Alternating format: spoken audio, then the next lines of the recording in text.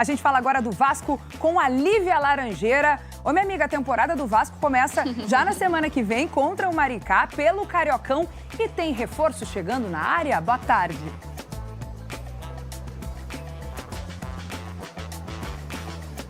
É isso, Kelly, tudo bem? Boa tarde a todos. O Vasco está próximo de anunciar o primeiro reforço para a temporada de 2026. O meia colombiano Johan Rojas é aguardado nesta madrugada aqui no Rio para realizar exames e assinar contrato por empréstimo.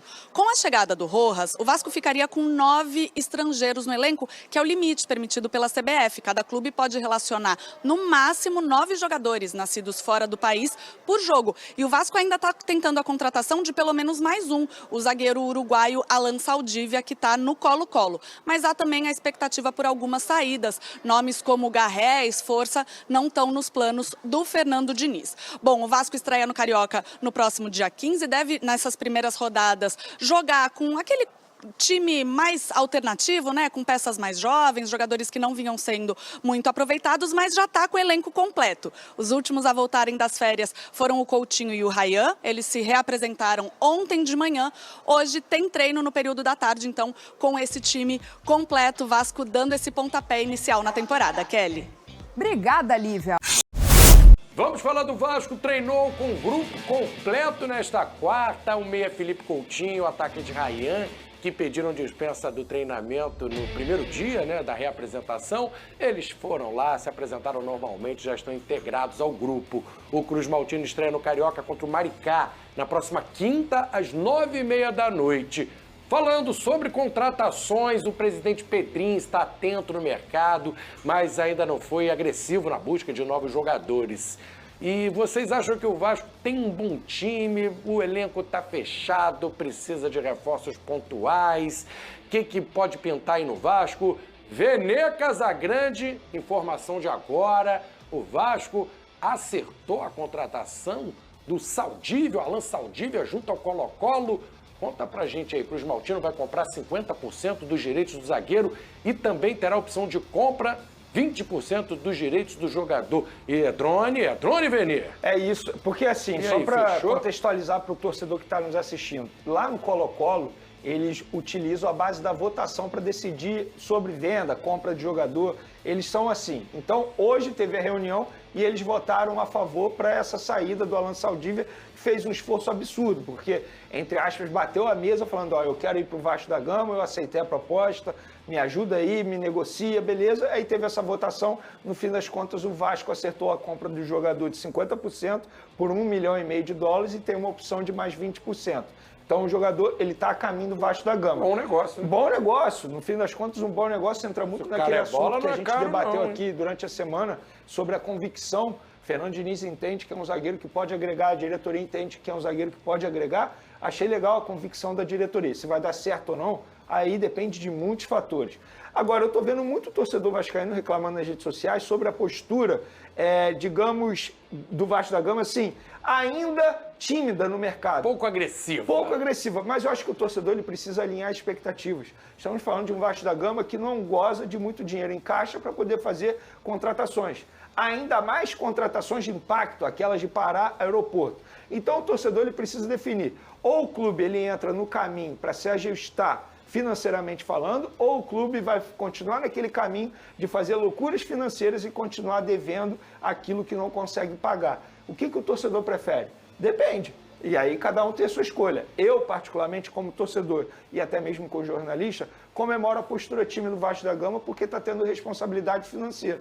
E outra, o time titular do Vasco, a gente já debateu isso aqui, é um bom time titular. Eu acho que o Vasco da Gama precisa fazer reforços para dar mais oportunidades ao técnico Fernando Diniz e ter mais opções do banco de reservas, que foi algo que, querendo ou não, atrapalhou a vida do Fernando Diniz em 2025 e mesmo assim chegou a uma final de Copa do Brasil, por pouco não foi campeão. Então, no fim das contas, eu acho que o Vasco está tendo a postura correta, está mostrando convicção nas suas análises de mercado e buscando os reforços que acho que podem agregar na temporada 2026. Tem mais informação no mercado da bola. Drone do Vene Casagrande, mais um. Besiktas da Turquia está interessado no lateral esquerdo do Piton, Lucas Piton. A expectativa do staff do atleta é de que uma proposta chegue ao Vasco ainda essa semana. O Piton tem 25 anos, Achei até que tivesse mais. 25 anos só. Piton se recupera de uma lesão no ligamento colateral medial do joelho. Chocou toda a comissão do Vasco com sua rápida recuperação. Vene, mais informações sobre essa sondagem? Será que estava nos planos do Vasco? Perdeu o Piton, pode ser um bom negócio e fica sem lateral esquerdo? Se eu não me engano, eu até comentei rapidamente aqui sobre a postura do Besiktas, ter ligado para o Souza, lembra do Souza? Souza. Ex-volante do Vasco da Gama, cria inclusive do Vasco, jogou com o Lucas Piton no Vasco da Gama. E o Souza, ele tem uma ótima relação no Besiktas, que foi um clube que ele defendeu por muitos anos na carreira dele. E aí o que aconteceu? Os dirigentes ligaram para o Souza para buscar informações sobre o Lucas Piton, porque de fato eles têm interesse no Piton. Só que até o momento, até o início do programa, não tinha nenhuma proposta oficial. Tem o interesse do Besiktas, mas a gente sabe que clube turco é extremamente complicado. Tem que esperar, porque, enfim, o fato deles terem demonstrado interesse não quer dizer que eles vão tentar a contratação. Mas o Souza garantiu que falou muito bem do Lucas Piton, deu boas referências aos turcos, agora é esperar. O empresário também garante que não teve nenhuma proposta e a diretoria do Vasco também garante que não teve nenhuma proposta, porém está ciente no interesse do Besiktas, sim, em Lucas Piton. E aí a gente pode debater, o Tartar pode dar a opinião dele, se seria uma boa ele ir para a Turquia agora, se seria uma boa para o Vasco da Gama. Eu particularmente acho que se a proposta for muito boa financeira, eu acho que tem que vender. Porque o Lucas Piton, querendo ou não, caiu um pouco de produção e a roda precisa girar, a economia precisa girar. Para o Vasco da Gama reforçar o elenco, precisa ter dinheiro em caixa. Como é que você faz dinheiro em caixa? Uma receita é venda. E o Lucas Piton é um jogador que está valorizado, pelo menos. Será que é uma boa para o Vasco, ô Tartar? É difícil achar. Tudo bem, na reta final ele caiu um pouco, mas o cara tem um salto positivo aí nesse tempo de Vasco. E para você correr atrás, sem muita grana no mercado, para uma reposição do Piton, lateral esquerdo, qual é o risco aí do PH sair também? Tem dois bons jogadores na direita, PH e o Pumita, que quebram um galho na esquerda também, mas para substituir o Piton no elenco, tanto que ele improvisava o Pumita. Como é que você vê isso e as carências desse elenco do Vasco? Você considera também que o Vasco tem um bom time, precisa ir forte no mercado, com o que tem já está ali na conta do chá, de repente para chegar numa Sul-Americana, quase beliscou a Copa do Brasil, né? O Vasco tem um time, podemos dizer, mediano, vamos dizer assim. Então, o Vasco tem um bom time, um time mediano, tem um time titular, né? Assim, aceitável, né? Tanto que teve algumas dificuldades e tudo, mas chegou ainda numa final de Copa do Brasil. E os pontos fortes realmente são esses laterais, né? Tanto o PH de um lado quanto o Piton do outro lado. O Piton é um ponto forte dentro desse elenco. Tem essa sondagem, né? Ainda não é uma proposta oficial, da grana, né? Mas se isso realmente, né, se transformar, eu acredito que o Vasco, devido ao momento do Vasco que vem passando, dificuldade financeira, não tem jeito, tem que negociar, tem que se pensar, tem que valorizar, né, lógico, e vender bem, né, para que consiga fazer dinheiro. O Diniz é um treinador que ele tem essa habilidade de pegar, muitas das vezes, um elenco onde não tem grandes nomes, grandes potências, e potencializar esses atletas. Ele é muito bom nisso, então acho que tem um treinador certo para o momento que o Vasco vem tentando, né, ficar de forma um clube mais saudável, podemos dizer assim, na parte financeira. Por exemplo, Flavinho, fala, a gente debateu aqui durante a semana, era até o Lucas que estava aqui, sobre a utilização ou não do Leandrinho, lateral esquerda. O Leandrinho é um cara que tem muito potencial, considerado jovem, jogador inclusive de seleção brasileira. Já mostrou valor. E assim, se a proposta for muito boa para vender o Piton, por que você não vende o Piton e utiliza mais o Leandrinho, valoriza o Leandrinho, já pensando também numa venda futura? E é um garoto que tem potencial, e eu acho que tem potencial para assumir a titularidade na lateral esquerda. É assim que a diretoria, no caso a diretoria do Vasco, precisa pensar e fazer, porque, repito, para você ter dinheiro em caixa, você vai ter que vender jogador. E se a proposta for muito boa para comprar o Lucas Piton, eu acho que chegou o momento de vendê-lo. E o Leandrinho deve ser a bola da vez na lateral esquerda. A gente já falou que o Riquelme não fica, o Vitor Luiz não goza de muito prestígio com o Diniz. Deve ser oportunidade para o Leandrinho, se caso, né, seja confirmada essa transferência do Piton. E deu zebra na Copinha, o Vasco perdeu para o Guanabara City por 3-1, jogo válido pela segunda rodada da competição. E olha que o time goiano teve um jogador expulso ainda no primeiro tempo. Com o resultado, o Guanabara City se classificou para o mata-mata da Copinha. Vasco é o segundo colocado da chave e decide a classificação nesta sexta-feira, às 7h30 da noite. O Cruz Maltino joga contra o 19 de São Paulo. A notícia não é muito boa aí para o torcedor vascaíno, mas o time ainda pode se recuperar na copinha, passar de fase e seguir na competição. Eu não conheci esse Guanabara City, eu confesso, time clube de Goiânia. Vamos lá, vamos em frente. Um dos grandes destaques do Vasco na temporada, antes da lesão, foi o Lucas Piton. Aliás, há algum tempo, né? O Lucas Piton. Maior assistente da temporada pelo Vasco, mesmo lesionado. 11, né, ou 12? 12 assistências. Besiktas, da Turquia, grande clube. Gosta de lateral esquerdo, porque o André Santos jogou lá também, lateral esquerdo. André Santos, Ramon jogou lá. É verdade, Ramon. Gosta de brasileiros ali. Grande perda pro Vasco, mas vai pintar um carvão. Quanto é, Vini?